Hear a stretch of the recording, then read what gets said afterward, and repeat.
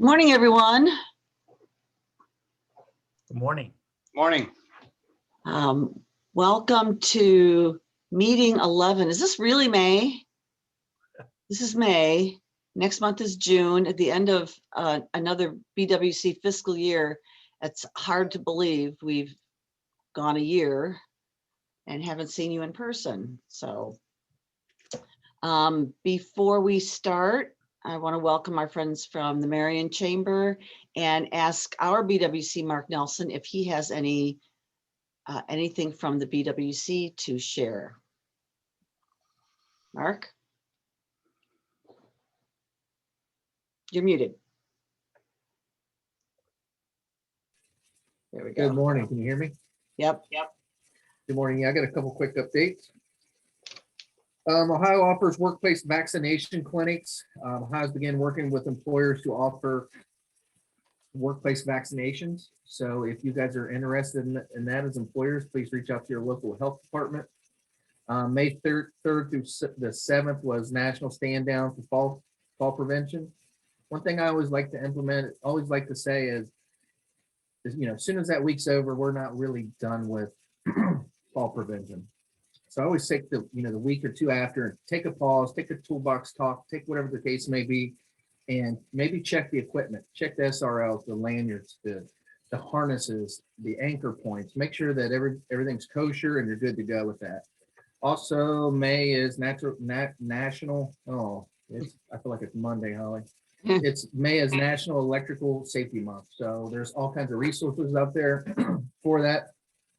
Just want to emphasize, if there's anything that you guys need out there as employers, please reach out to myself or Laura. We're not out in the field yet, but we're still active working with our employers. That's it for me. Thank you, Holly. If I had known it was National Election, I'm getting a reverb here, but we could have honed in on a photo of the father plugging in the Christmas tree in the movie The Christmas Story with all the things attached to it. Missed opportunity. So okay, here we are. Welcome to May 12th, or May the 11th of our 12th meeting. And as always, we start with, why is it not letting me? Oh no, I hope it does. Uh-oh, it's not letting me click. Wait, there I am, right there. Nope, Matt, it's not letting me. Oh, there we go. Travesty. Delaware Safety Council presents. Dude, seriously, what the HE double hockey sticks were you thinking? So everybody talks about PPE equipment, and for the last year, we've been making sure that our nose and mouths are covered. But let's not forget it's important to cover your eyes, right? Eye safety, very, very important. Things fly up in your eyes, can't have that. Eye safety is important. So this month's Dude, What Are You Thinking is brought to you by the importance of protective eyewear. And we're going to show you some really good examples of easy ways that you can protect your eyes made at home. There's this, which also ties in with the electrical safety week. And it keeps the sun out of your eyes. And he probably gets bothered by absolutely zero paparazzi. Unless it's really sharp and cut through the plastic, this guy, assuming he lives long enough to finish his job, will probably not have anything hurt his eyes. Doesn't suffocate first. Recycling buckets. We should all be, recyclable. We should be recycling. We should be good stewards of the environment. And here's another use for a bucket. More recycling. Don't throw your cardboard out. Give it a second use.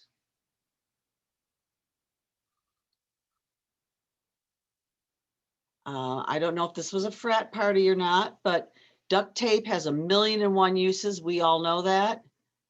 And so apparently do drink cups. And I'm not sure what this is. His buddy's got a helmet. He's got some other fancy kind of bucket, but as you can see, his eyes are protected. It's a water cooler. Oh, that's what that is. That is what that is.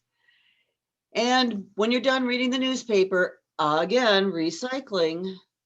This is an example of prescription protective eyewear. I don't know what section of the newspaper that is, but hopefully it wasn't something his wife still hadn't read. And yeah. So don't miss the next episode of Seriously, Dude, What the Heck Were You Thinking? Okay, we're going to stop sharing now, and I'm going to introduce our speaker. Unless, does anybody have anything else for the good of the order first? Matthew, anything from Marion? No, other than I'm sure we're going to talk more about this at the next and last city council meeting of the program year, but we did have the managers meeting for the next year, but we'll get more into that at the next meeting. Yes. Should we spoiler alert what everyone's asking, and that's, are we meeting in person again? Oh, you can do that, sure. Yeah, BWC has suspended the in-person meetings going forward too. So as Matt said, they made some changes to the program as well, and we'll talk in detail about that next week. But I know the one thing everybody's wondering is, are we going back to in-person? So we're not going to torture you and wait another month to tell you that we will continue with virtual meetings, but we'll update next month. So this is the time of year when everybody who doesn't own a condo gets outside and starts planting, and they put on their prescription protective eyewear so the mulch doesn't fly back in their face, and they get out there and start digging around their yard. They've got projects going on, but as we all know, it's important to know where you dig, because guess what? Infrastructure is buried in your backyard. So I'm going to introduce our speaker today, George Gillespie. Currently serves as a public awareness and services coordinator with the Ohio Utilities Protection Service, also known as Call Before You Dig, which is a real catchy, everybody knows Call Before You Dig. He's been with Call Before You Dig since 2001, where his responsibilities take him all across Ohio, or all across Zoom links and other states, educating and promoting utility damage and prevention. He has over 50 years of utility experience. And so he's going to talk about the Call Before You Dig process and the dig law in Ohio and Ohio Universal Marking Standards. George Gillespie, take it away, sir. And thank you so much for joining us. Okay, thank you. Help me where I can click on here. All I have up is Zoom. Wait a minute, share screen, right? Yep. There we go. Select a window. Oh, here we go.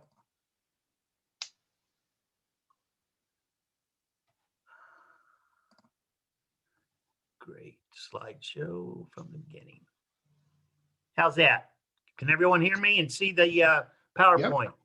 Yep. Awesome. Okay, well, thank you for the very nice introduction. And Holly, what a great time for me to be able to come to your meeting here and share the good news to Call Before You Dig. Hopefully you guys haven't been into digging and planting your flowers yet because of the weather. We have a date here at our house where we try and wait till May 15th, and it's proven this year that it is correct.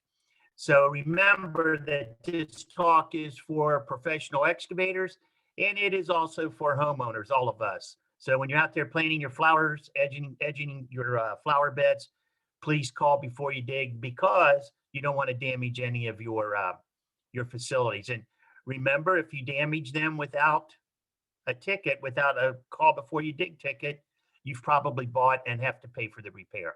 Okay, so let's begin here. Remember that our company is a communication company. We do not go out and mark the lines. It's a utility's responsibility to mark their facilities. And before we get going, I'd like to share a couple pictures with you. This one, if you've ever heard me speak, I show every time, because this is a pipeline explosion that I was involved in. That's a 24-inch pipe. The PSI on it was over 1100. The two excavators were plowing in a fiber optic cable parallel to this high pressure gas transmission line. They'd been on the job for 2 weeks and the pipeline had ran straight as a poker. When you're around a pipeline, there's always an inspector there with you. And the inspector was scheduled to be there every day from 8 to 5. Well, it came up a Friday afternoon at 5 o'clock. They had 200 feet to go to complete the entire job. They asked the inspector to stay, and he said, boys, it's 5 o'clock, I'm out of here. Of course, they were from out of state. They didn't want to come back on Monday for 200 feet. So when he got in his truck and drove off, they decided to go on without him. They went 40 foot and the transmission line took a 90. I want you to notice here that section of pipe that's missing, because the explosion occurred way up there on the other side of that structure, and that's the section of pipe from the previous slide. And that field there where this pipe landed was a field of beans. And here's the worst part about this explosion. There's your first excavator, and here's your second excavator. As you can tell, it took less than a shovelful to put them in their body bags. They could tell the two piles of dust apart because they found the remnants of a wedding band in one of those piles of dust. This explosion shook houses 8.5 miles from the site. When I got the call on my mobile, I was down at 270 in Georgesville. I looked to the southeast and this explosion looked to be 1 mile, 2 miles away. Yes, I still think about this one all the time. And they estimated the heat on this to be over 2,500 degrees.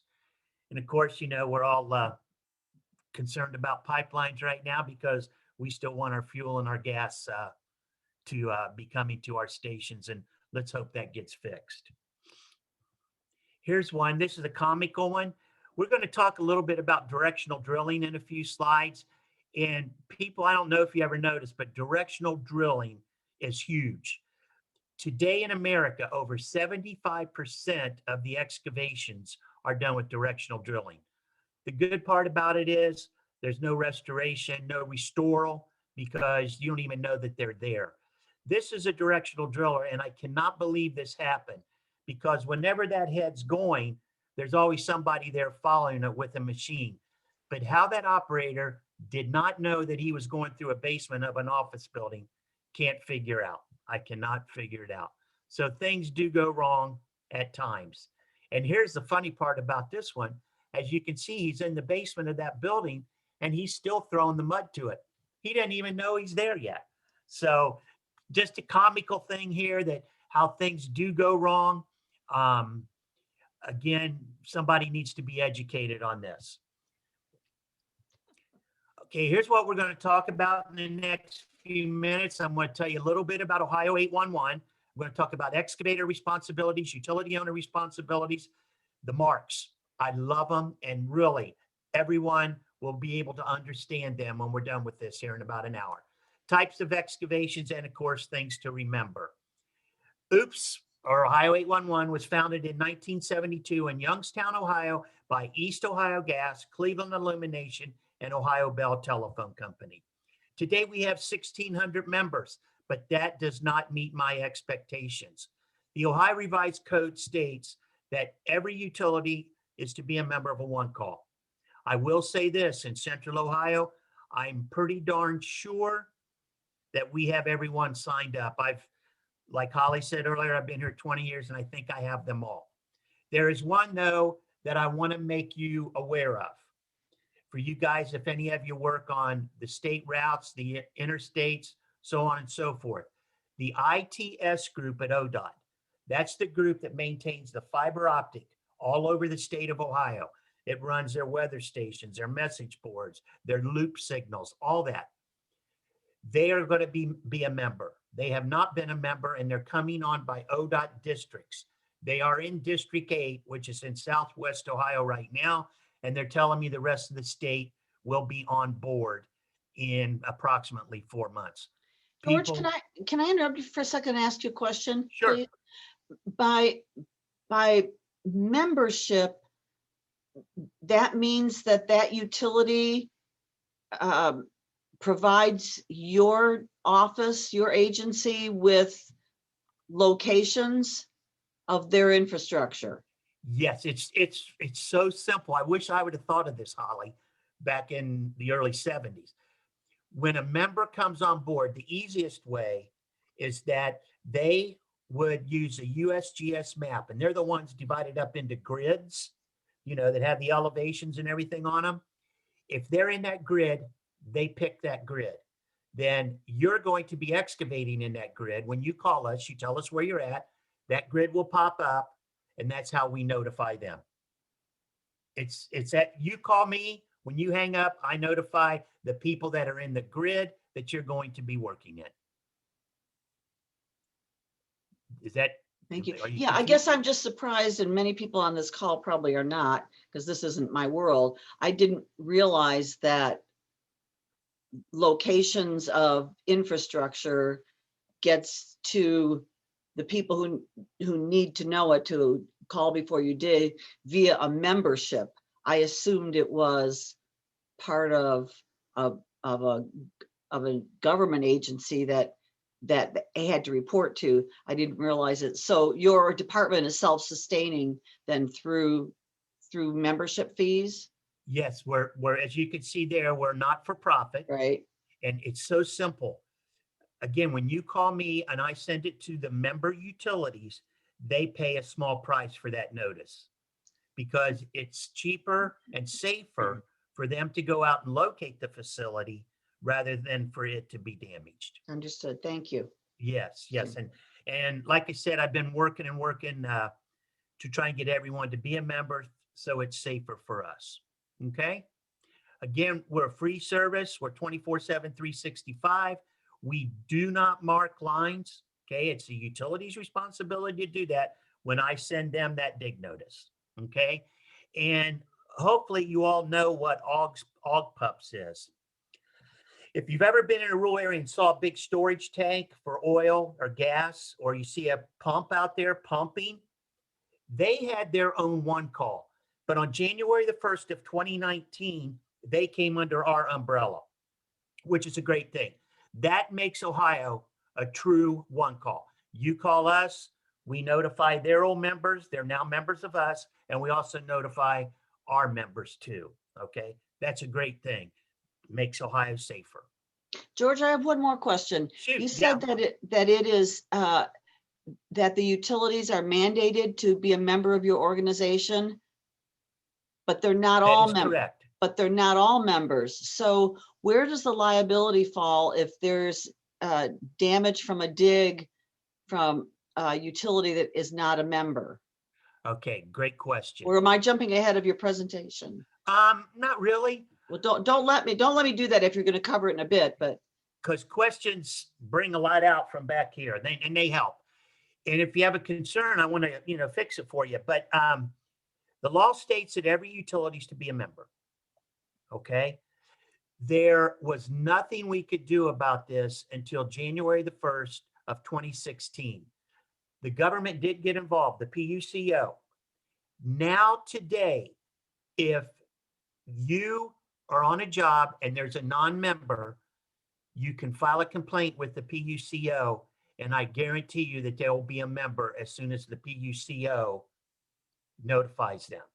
And as far as the damages, this is a tough game. It's a tough game. You got to know, what side you're on. But Holly, if you were to hit a non-registered company, a non-member, and you have a valid and illegal dig notice, it's on them.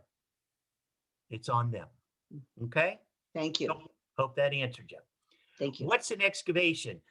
An excavation is the use of tools, powered equipment, or explosives to move earth, rock, or other materials in order to penetrate or bore or drill into the earth, or to demolish any structure, whether or not it is intended that the demolition will disturb the earth.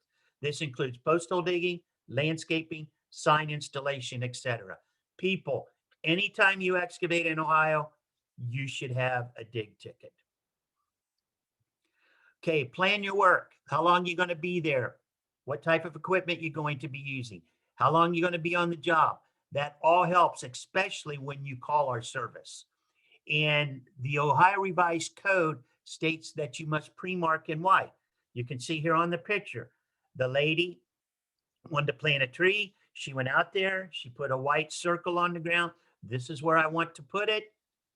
Everything's a-okay, because as you can see there in the back, there's the only thing she has to deal with is that gas line.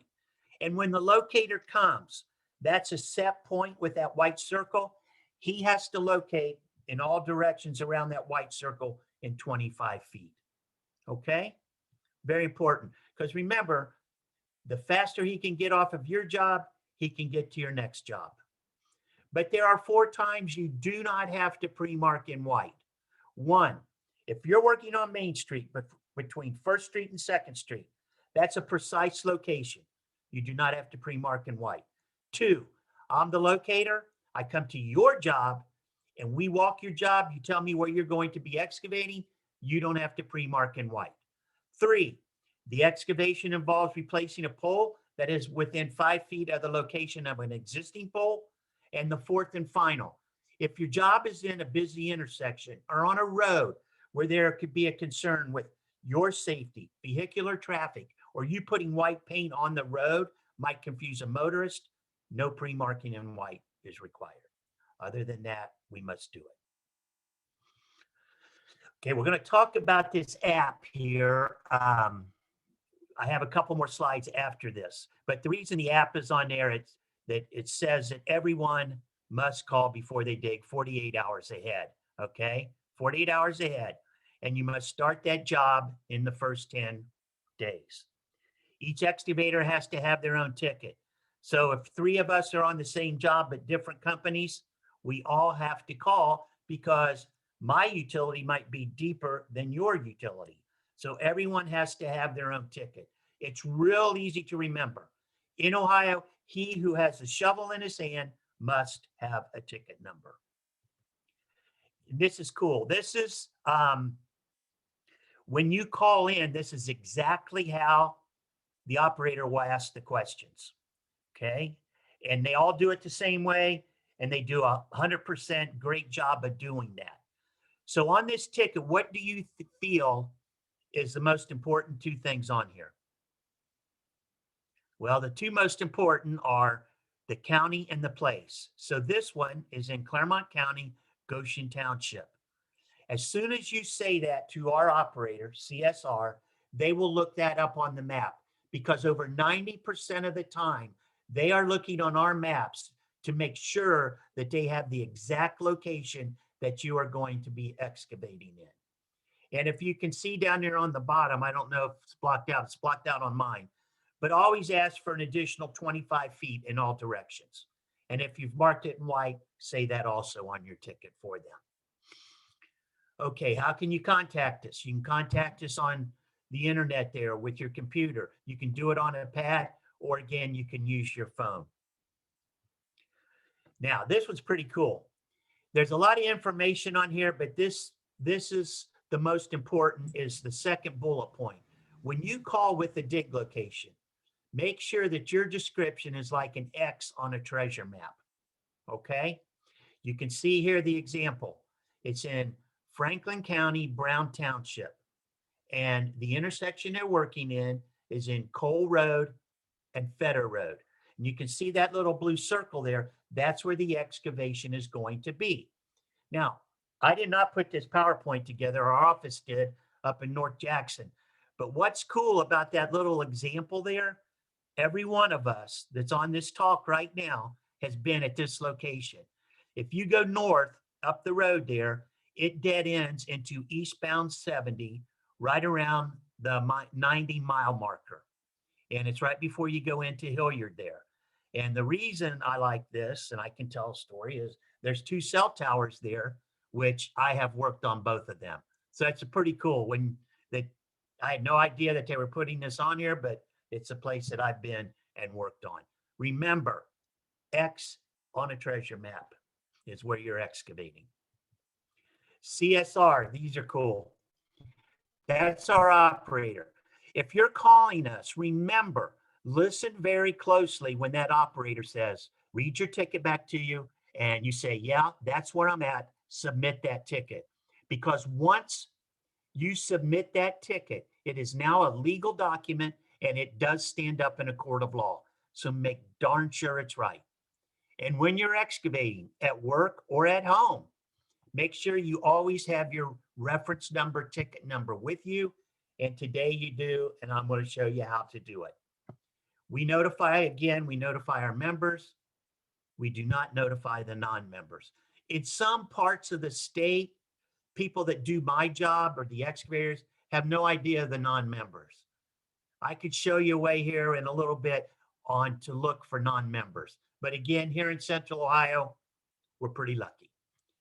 Remember to wait 48 hours before you begin your excavation. Check your positive response, especially if you're the one that's going to be working on the excavation or called in the ticket. Today, the utilities are to tell you what happened within the first 48 hours of that ticket life. In other words, they have to give you a response. No conflict, marked up to privately owned, we'll meet you on the job, all kinds of things. And we're going to look at those real quick. But they have to do that in the first 48 hours. And that's awesome for us as the excavator. Perform your site assessment. If you can remember one thing today, remember this, and well, I'm going to say that maybe 3 times, but remember to do your site assessment. When I started in the utility business back in 1970, the first day on the job, they go, George, you're working here today. We want you to walk a few hundred feet that way, looking down. On your way back, looking up. Come back to here, a few hundred feet that way, looking down. On your way back, looking up. You will not believe the utilities that you find that did not get located, especially the laterals going up and down the poles. Because remember, if there's not a closure there, if there's not something to tip that locator off, that there's a utility there, they might not get located. I dealt with one back in December here in Franklin County, where the excavator, they checked their positive response and it said 001, no conflict. They go out to the job, they back the backhoe off the trailer, they take 3 scoops in the ground. They got into a very, very, very high voltage electric line. They were so lucky that no one got hurt. Why? They did not do their site assessment, and they had been taught that. 2 days later, I was at their garage educating them about perform your site assessment. Okay, very important. And the bottom point there, dig with care, always dig in a safe and prudent manner. Trenchless technologies. This is when we started off the talk here with the picture of the directional drillers. This is the directional drilling machine, if you people don't know them. Guarantee you, if you're out driving around, you're going to see them on the side of the road. You're going to see them on a trailer. You're going to see them on a truck because they are everywhere. Now, we got this in the law in 2015 about what directional drillers have to do. If they're crossing an existing utility, the driller must pothole down to the depth of the drill. Okay, depth of the drill. I had one I worked up here recently in Northwest Ohio. And my guy went out there, directional drilling company, and they are very, very safe. They're good. They do it right. So he went out and he saw a blue line on the ground, which was not sufficient. The blue line tells him there's a water line there. It should tell him how big it is, material, and also material of the water line, and of course the ownership. None of that was there. So they dug down to the depth of the drill, didn't find a water line, and that's all right, because with water, it could be very deep because of freezing, right? So they went on. About 30 foot from that water line mark, the operator felt something. He said, uh-oh, I'm hitting something. He pulled back. In a few minutes, water started coming out of the ground. They dug down, and of course they called 811. They dug down, and he had went in and touched, are you ready for this? A 36-inch high pressure water line that fed the whole town. Now, he did not put the town out of water. It was something that had to be fixed, but he did crack the pipe. Now, when they called 811, the guy from the city comes out And he goes to my guy, the directional driller. He says, well, I hope you guys have great insurance. I hope you have great deep pockets because this is going to cost you a heck of a lot of money. And my guy said, well, what do you mean? Here was our mark 30 foot back there. Guy says, oh, it doesn't matter. It doesn't matter. You have to find it. How wrong was he? How wrong? I felt so bad that here is a whole city that believes their marks do not have to be exact every single time. We were there in 2 weeks educating them on the safe digging practices of Ohio. And guess what? Haven't heard another thing about it, because once they found out the law, once they found out about the tolerance zone, they are now giving the excavators good locates. Okay? So that's one crossing. If you're in the tolerance zone, that's the mark and 18 inches each side of that.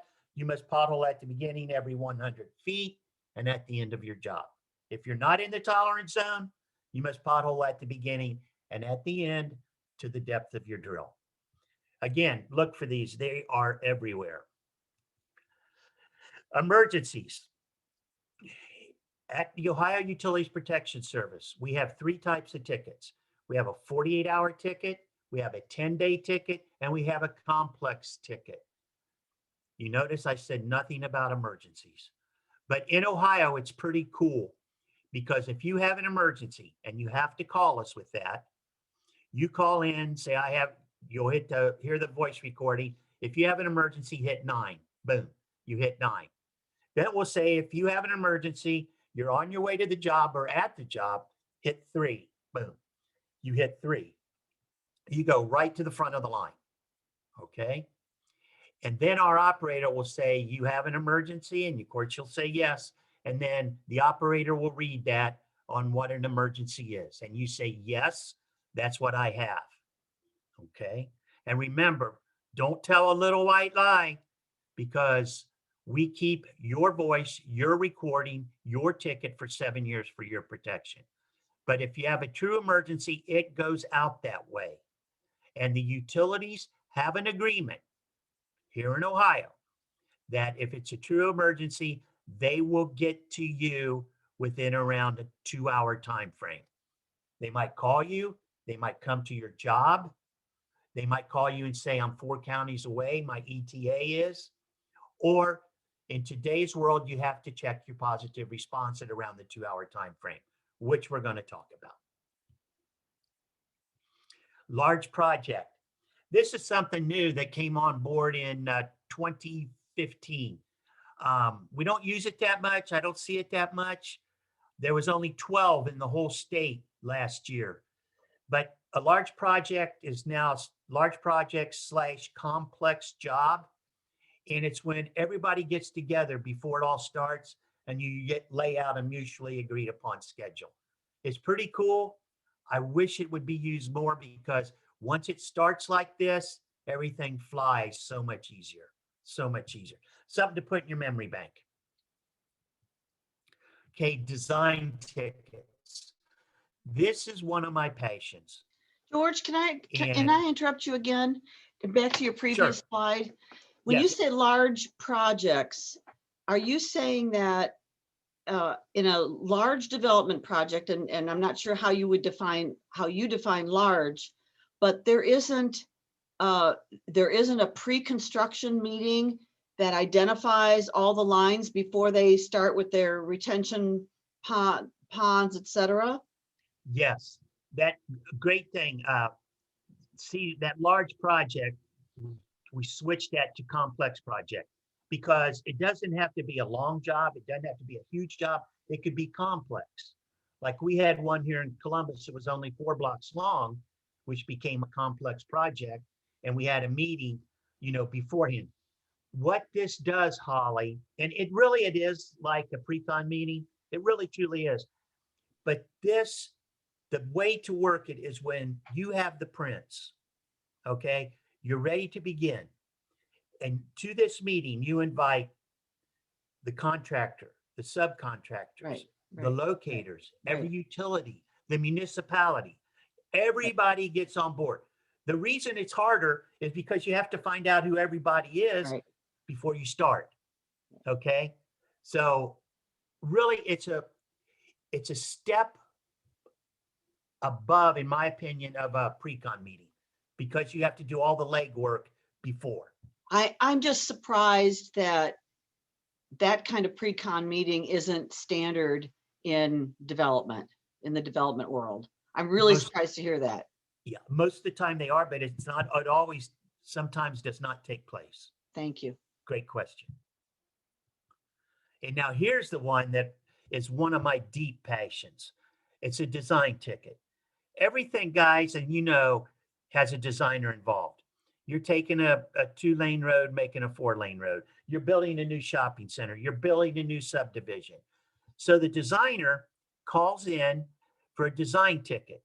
The utilities are to get back to that designer in 10 working days with, are you ready? These are the only 2 ways, with marks in the field or as-builts. The utilities, not many of them have as-builts. Yeah, if it's a duct bank system, they might have an as-built on that, but they have to either marks in the field or as-builts. Now, these 4 examples here are what designers got from the utilities. The only one that's good is the one up there on the right, because it has measurements of that facility off of edge of pavement, off of center line or road. These other 3, nothing. And in today's world, if I was the designer and I got these 3 examples that are not right, I could file a complaint with the PUCO and say they did not do what they were to do by the Ohio Revised Code. And remember too, when you get into this also, it could be a public job or a private job. 3781 is for private, and I got it right here. 153.64 is for public. There's 2 types of laws on this.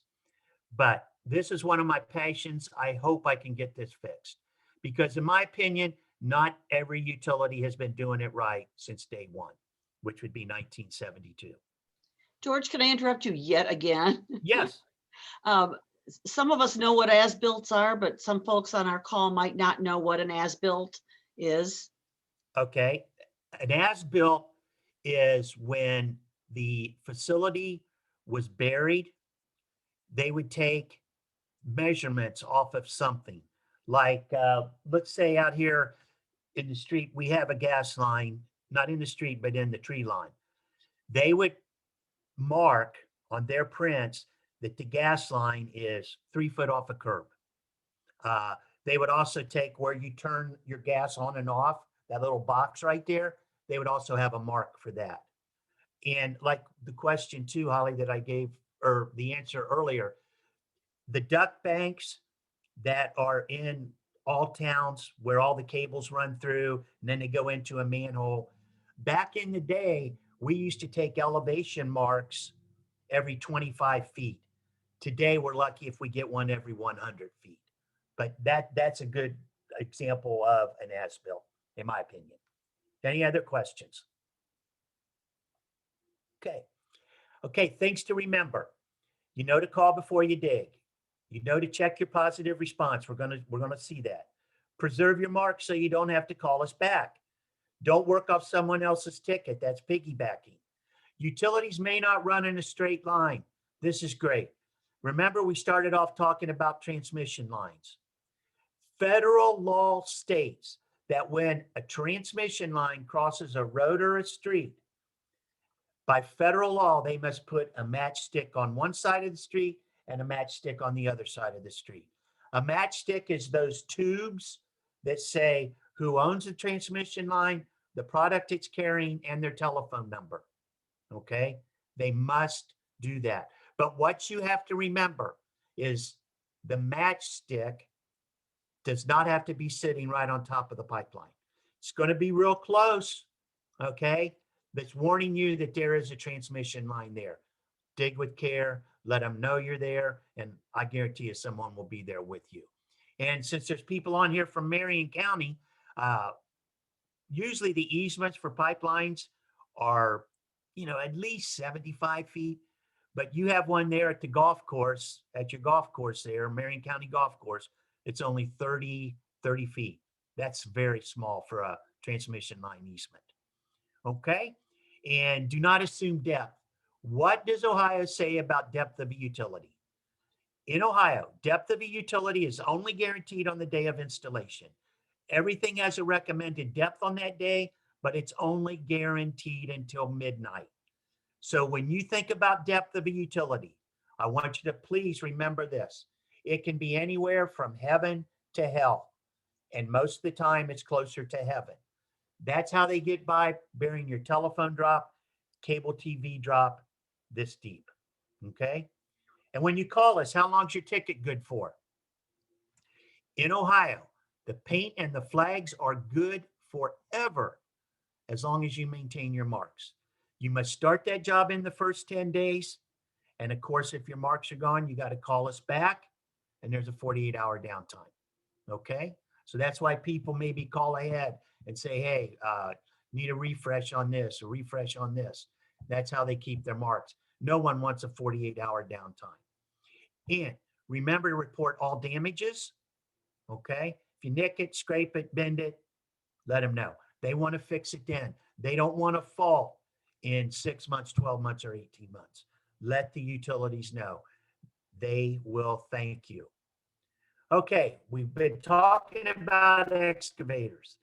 Unbelievable. This is all the utilities have to do. They're required to be a member. They're required to mark in 48 hours. They're required to respond to the design ticket in 10 days, and they're required to give you their positive response. It's tough, but that's their requirements. How do you contact us? You can call 811. That's anywhere in the United States. It will take you to that state's one call.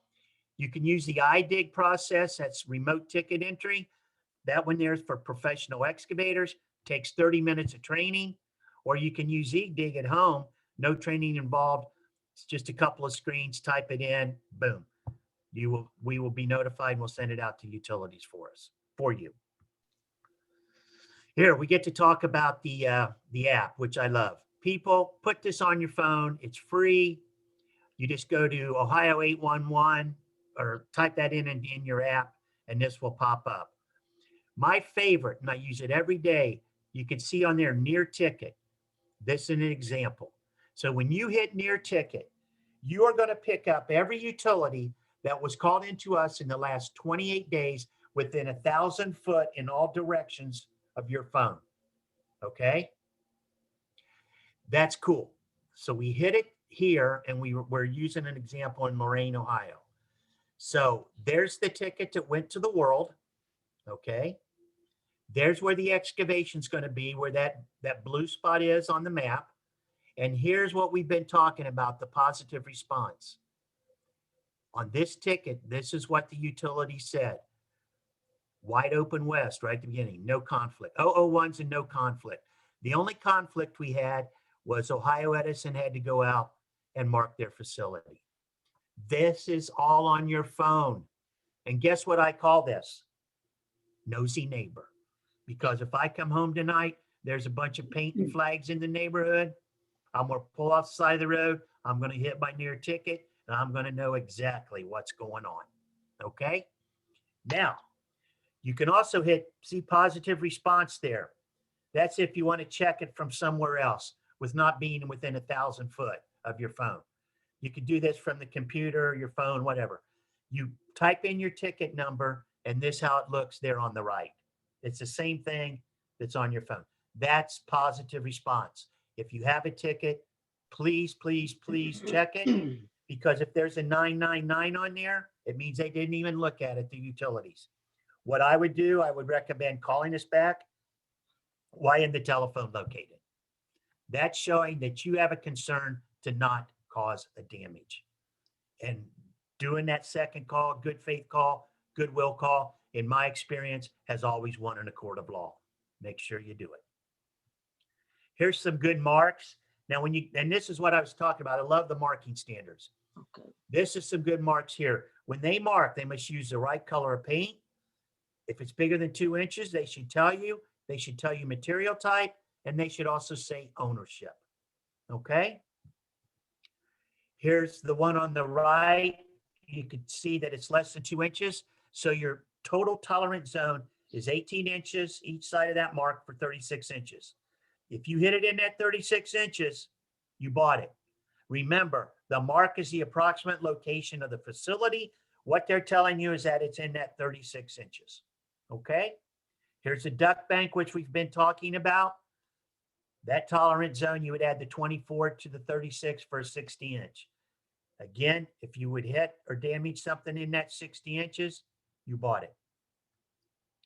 Okay, listen up. Here's your color-coded card. It's everywhere. It's on your phone. Anything you do with us on our website, it's got this. Remember, the red utility will kill you. The yellow utility will kill you. The orange utility will bankrupt you. If you get into a fiber optic cable with a lot of business traffic, your bill could be as much as $150, $150,000 a minute. I've seen them. I've billed people 700, 800,000, and I got a buddy here in town that hit one and their bill was 3.2 million. It gets expensive. And here's some examples of the marks. The one on the left is white lining. The ones on the right, that one is just a single power line owned by Ohio Edison. The next one is a 3-phase. Your tolerance zone is 18 inches from each side of those outside marks. Here's a gas line, steel Columbia gas line. Notice no inch designation, so it's less than 2 inches. The next one there is a 4-inch steel. You would add the 4 inches to the 36 for a 40-inch tolerance zone. How much do you dig in the tolerance zone? Safe and prudent manner. The next one on the right, a 4-inch steel Columbia gas line. It's in a 12-inch diameter pipe. And guys, that's common in town. That's common. So you would add the 12 inches to the 36 for a 48 tolerance zone. The other one, 4-inch steel Columbia gas line inside an unknown pipe. I would definitely vac truck that, hand expose it, find out what you're doing before you get started, because the gas company just said, we don't know what pipe it's in, but we know it's in one. George, can I ask another question? Yeah.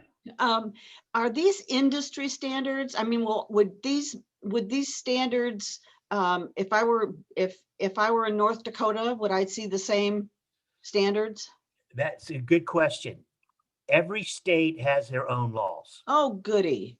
Yeah. So here in Ohio, and most of them are the same, because we all are members of the Common Ground Alliance, which is the best practice for everyone in America and Canada. We, though, in Ohio, have taken another step. Everyone must do it this way. And if it's not, you can file a complaint. We just got this in 2015 with these standards, and they are law, which is awesome. Didn't used to be. Before we got this into the law, Holly, there were times I would go out onto jobs and I'd say, what are they trying to tell us? They might not use the right color. They might not use the right symbols. But today, everyone is doing it this way. Okay? So can I ask you another question then? Sure. Staffing, how much training does it take to be one of your inspectors? Locators. Pardon me? Locators? Locators, is that what they're called? Yes. Okay, remember, we don't locate. It's the utility's responsibility to locate. Oh, I see, you tricked me there. Yeah. 78% of the locating in Ohio is done by subcontractors. We've all seen those guys running around in the little pickup trucks. Yeah. They're working for a utility. Like right here in our yard, the contract locator locates for 6 different companies.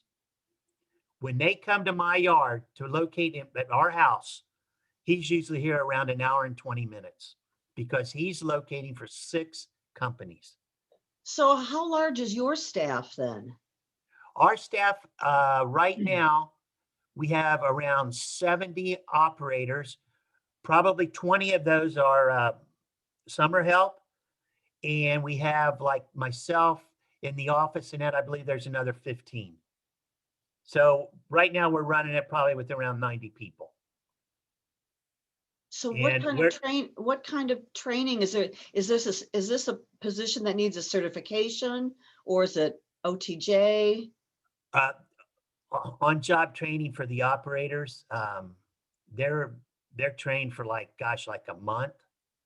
Um, right now, it's hard to get operators. It's hard to No. keep operators, and that's why we are promoting so much to do your tickets online, remote ticket entry, where I showed you that iDig. My job, I'm I'm lucky because I've been involved with it for so long. We brought on a guy here, in fact, almost, well, 10 months ago, had no outside utility experience, and it's a tough process to learn, very tough. So, you know, it's learn every single day. But, and then the locators, this is a pretty good thought to remember. The contract locators, if you're brand new and just starting out, you're going to have in-school training for 2 to 4 weeks, but your first year is in backyards only. They won't be out in the street locating fiber optics or conduit banks. They have got to stay, I shouldn't say backyards, but in your yard for a year before they go out and do the big stuff. Okay. So is this training done through your office, or is this something that's done through a career center or a community You know college? what? There are some career centers that are doing utility training, like line installation. I don't know if any of them are doing locating. The locating companies do their own training right now. We don't do that. Again, we are the subject matter expert. We are the person between the excavators and the utilities. That's how it is. Okay. So here's some more marks. And remember, these are going to be in your yard if you call us. Now, when you see a diamond, diamond denotes duct, D-U-C-T, that utility is placed in a conduit. It might be 1.25 inches. It might be a 3-inch duct. It might be a 6-inch duct. Diamond denotes duct. The next one there is the duct bank in town. There's 8 duct. The next one here on the right is like going into an office building or a shopping center. When they design that, they say, well, I got to get my utilities in here. So on the design, they'll design taking duct out to the road right away so the utilities can get in there. You can see that AT&T was the first one there. They marked it out. Then Ohio Edison drives by and says, oh, I'm in there too. It's a shared duct bank. Okay. Very common. Very common. This is an offset mark. Let's say you're milling the road and there's a gas line out there. So the locator or the excavator could say, hey, I'm going to be destroying the marks. How about putting them over in the sidewalk? So you go put your marks in the sidewalk, and you can tell it's a Dominion gas line, and it's 8 foot north of that horizontal line. These are great because they don't go away. I love them. And look around on utility poles all the time. You might see some marks. It's telling you where a utility's at. Okay, it should have like 4 foot with an arrow. You'll know that utility is 4 foot from the base of that pole. George, I'm actually surprised that you would say you love those marks that stay forever, because is that possibly giving them a false sense of like they say, well, I see this mark, but what if something's moved or changed since then? And that's an old. You wouldn't want someone thinking that's the way to go. 100%. So when I said, maybe I shouldn't have said it that way, forever, because the EPA says that these guys have to use chalk-based paint. Okay. It's going to go away. Not like in the old days when I located, I used a lead-based paint and it'd be there forever. But George, you really are dating yourself, sir. Yeah, here I am talking about EPA and lead and, but it's not there forever. But, during the course of a job, 2 months. I see. It's there for the length of a job, and so that makes more sense. Gotcha. Yeah. Thank you. But it's cool though. If we, remember I told you, start looking for your site assessment. When you're walking around, you're going to see all kinds of marks. Go out and look at your curbs in the street. hey, the water line's marked and it's 4 foot off that curb. It's pretty cool. It's, you know, you're going to scavenger hunt. How's that? Cool graffiti, George. Yeah.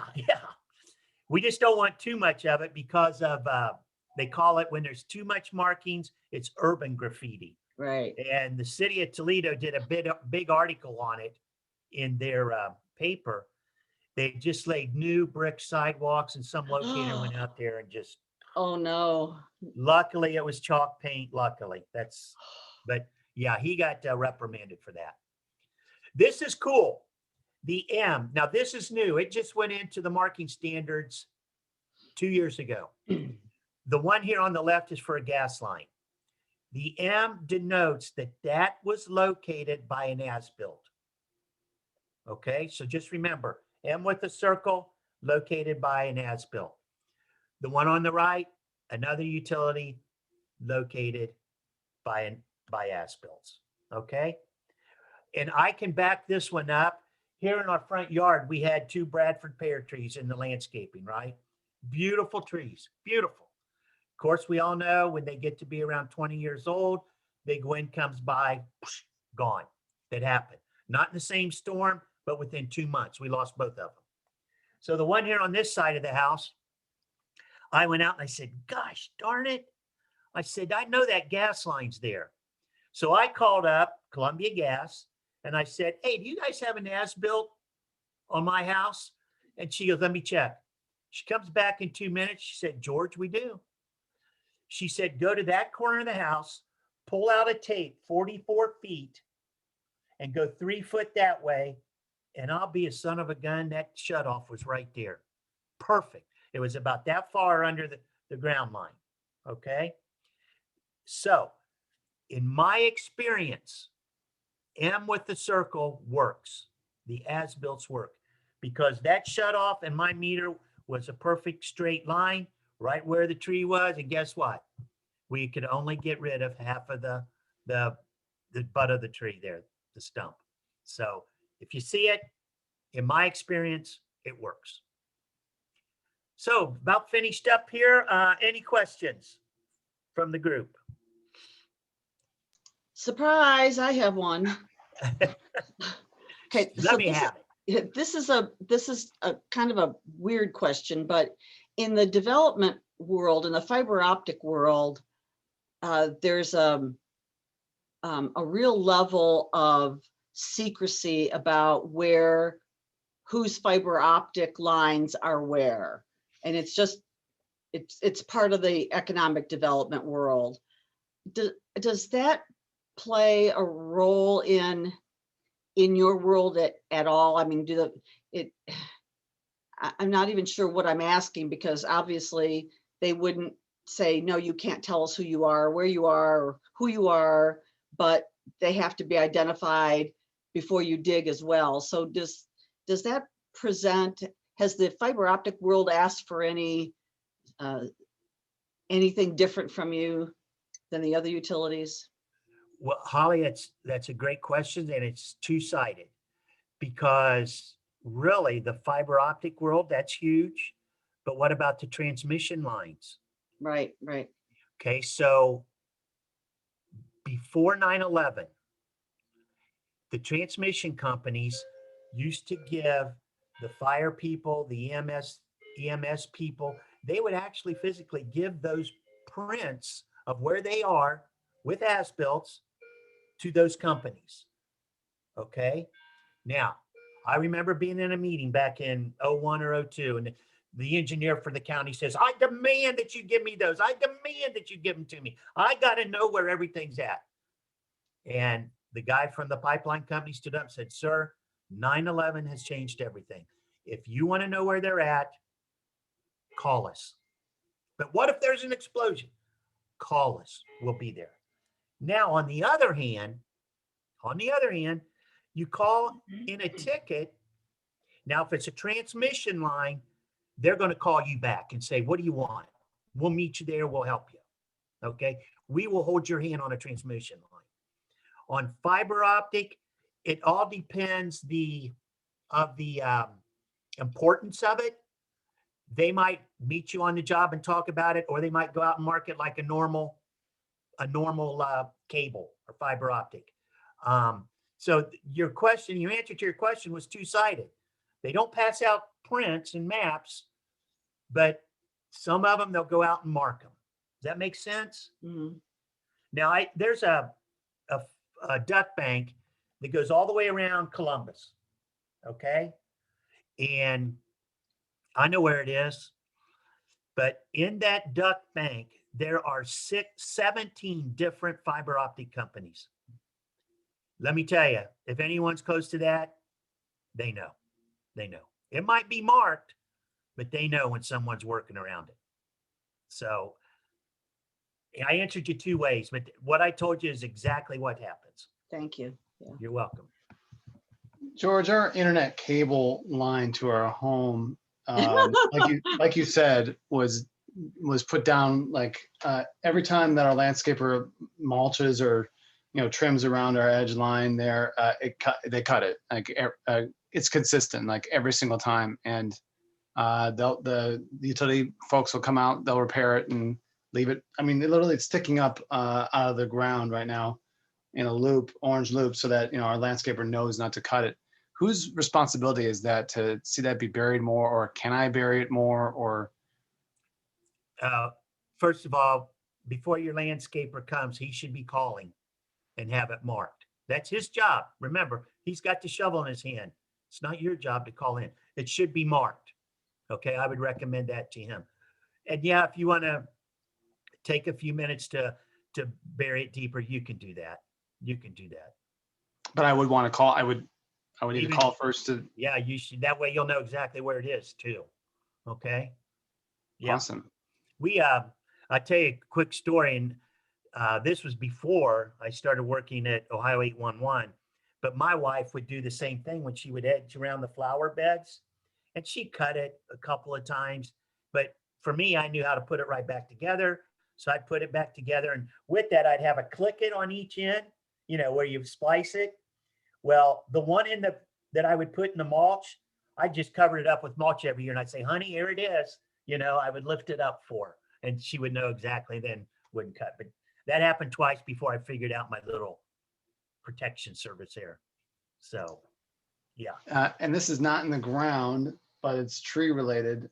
I don't know if you know, but if your trees branches are going over power lines, is that something you as the homeowner with the tree in the property, who would take care of something like that? In my experience, the power company should keep them off the lines. Yes. Yeah. And if you have a real issue, you can call them. But that's their responsibility. You don't want to get near them. No way, Jose. Well, the utility companies employ arborists. Is that the name Yes. for them? They're the ones Yes. who know how to cut the tree, where to cut the tree, how far to cut the tree. But it's on them. Yeah. And Matt's question may seem like a personal question just for him, but I want to throw this out there to our participants.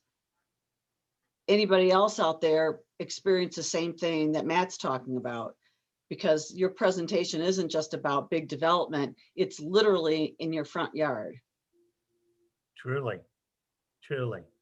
Oh, it's more like my side yard, but that's fine. Oh, sorry. I'm sorry. Side yard is what I meant to say. Yeah. But look, people on here, this is how we're arranged across the state. But if you ever have any issues, I'm the guy in the middle. You call me and I'll be able to direct it to the guy. I'm sorry, the guy there in Southwest, he left us about a month ago. So I'm handling both Southwest and Central right now. So I have another question, and I know we're running out of time, but that's fine. If the new administration's infrastructure